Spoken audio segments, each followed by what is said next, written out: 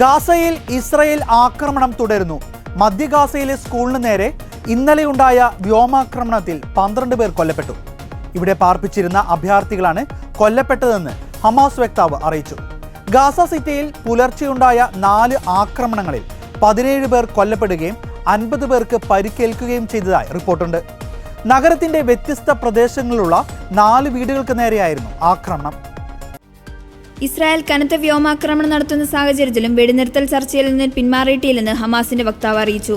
Arab രാജ്യങ്ങളുടെയും യുഎസിന്റെ മധ്യസ്ഥതയിൽ നടക്കുന്ന ചർച്ചകളെ തടയാനാണ് തുടർച്ചയായ ആക്രമണങ്ങളിലൂടെ ഇസ്രായേൽ പ്രധാനമന്ത്രി ബെഞ്ചമിൻ നെതന്യാഹു ശ്രമിക്കുന്നതെന്ന് അവർ ആരോപിച്ചു. ഗാസയിൽ ഇതുവരെ കൊല്ലപ്പെട്ടത് 38,584 പാലസ്തീൻകാർ, 88,881 പേർക്ക് പരിക്കേറ്റു.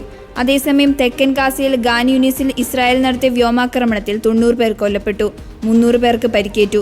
ഇപ്പോഴത്തെ യുദ്ധത്തിനിടയാക്കിയ ഒക്ടോബർ 7 ആക്രമണത്തിന്റെ മുഖ്യ സൂത്രധാരനായ ഹമാസ് മിലിറ്ററി തലവൻ മുഹമ്മദ് ദിയാഫിനെയും ഖാൻ യൂനിസ് ബ്രിഗേഡ് തലവൻ റാഫ് സലാമിനെയും ലക്ഷ്യമിട്ടാണ് ആക്രമിച്ചതെന്ന് ഇസ്രായേൽ അവകാശപ്പെടുമ്പോൾ മരിച്ചവരെല്ലാം സാധാരണക്കാരാണെന്ന് ഗാസ സിവിൽ ഡിഫൻസ് അധികൃതർ പറയുന്നു. വടക്കൻ റാഫ മുതൽ ഖാൻ യൂനിസ് വരെ പാലസ്തീൻ അഭയാർത്ഥികൾ താമസിക്കുന്ന സുരക്ഷിത മേഖലയിലെ അൽ മാവസയിലെ ആക്രമണം ഉണ്ടായെന്നും നരഹത്യയാണെന്നും ഹമാസ് ആരോപിച്ചു.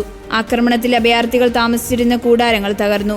ചിന്നിച്ചിതറിയ മൃതദേഹങ്ങൾക്കിടയിലൂടെ പ്രാണരക്ഷാർത്ഥം ഓടുന്നവരുടെ ചിത്രങ്ങൾ പുറത്തുവന്നിട്ടുണ്ട്.